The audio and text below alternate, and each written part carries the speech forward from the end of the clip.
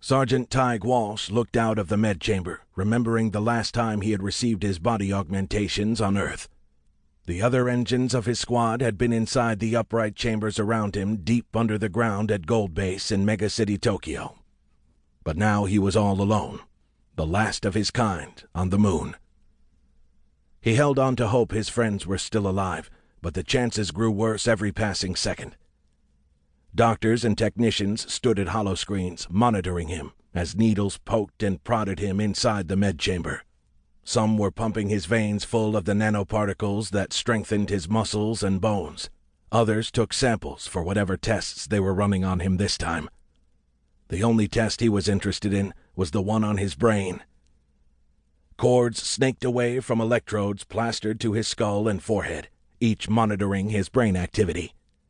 This test would ensure there was no lasting side effects from his LS-88 chip that the technicians had removed when he came to Kepler.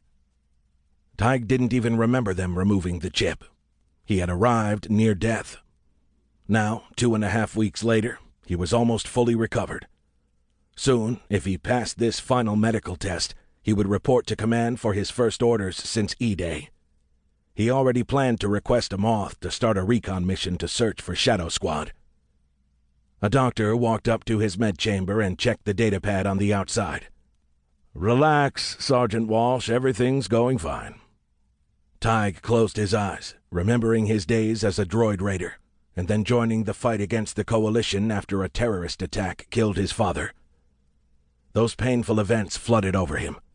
The LS-88 chip no longer restricted memories or emotions that could compromise his suitability for combat. In one of them, he was celebrating a victory at the Droid Raider Stadium in Mega City, Phoenix, when his former Los Angeles Rushers had absolutely crushed the Phoenix Lizards, partly thanks to his action on the field that night.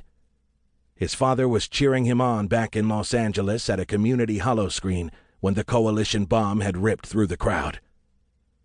Tig had known something was wrong that night when he got back to his locker and didn't have a congratulatory message on his datapad from his pops. His dad never missed a game.